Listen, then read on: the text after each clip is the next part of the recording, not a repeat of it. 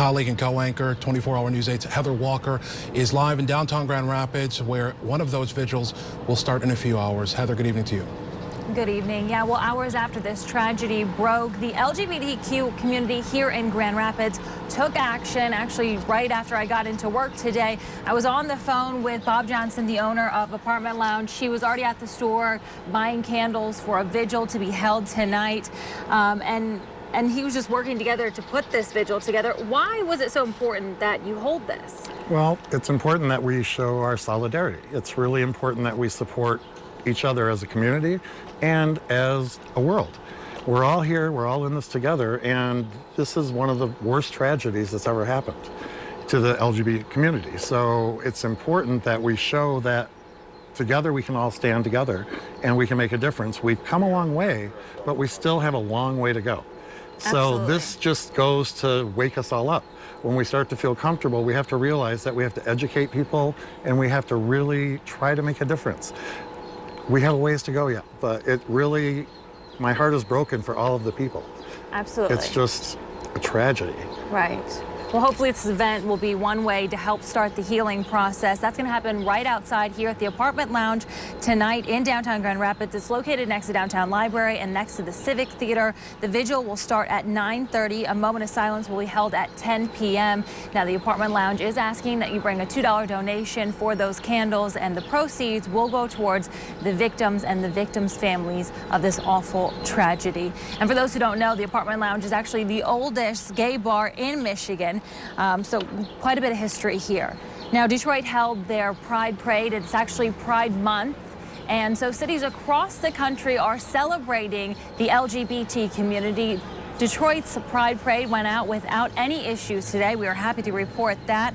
And coming up this Thursday, starting Thursday, Grand Rapids is holding its Pride Fest. Now, we spoke with the organizer today, who is trying to make sure that event is safe. They've been in contact with Grand Rapids Police Department. They are considering beefing up security, but they have not received any threats at this time. The director of Grand Rapids says today's shooting has only motivated his cause. It's terrifying, right? It's a moment where you have to really think, with all the advancements that we've made, such as marriage equality and all of that, that these individuals are still at risk every day. You know, that's why events like our Pride celebration and the center itself are such a big resource to the community.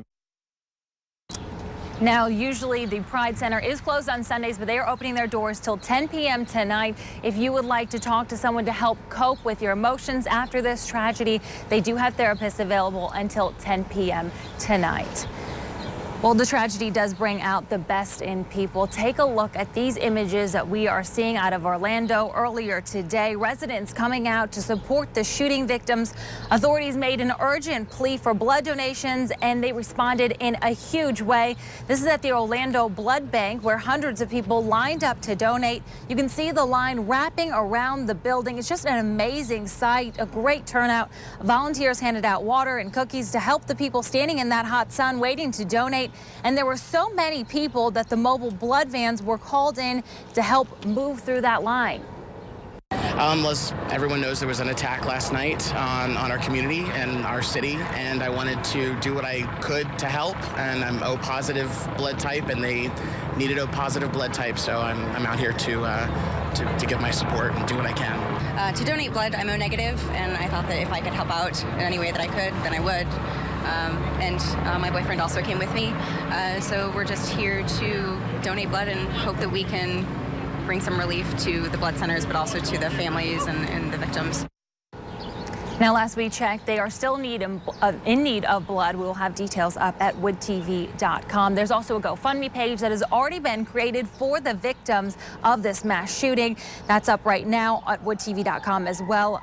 Thousands of dollars have already been donated. You really see the good in people. I'm going to tell you, this terrible event today, but the best in people is really brought out, Leon. You're right, and we'll see that unfolding in downtown Grand Rapids. Heather Walker reporting live. We'll be checking back with you in short order here.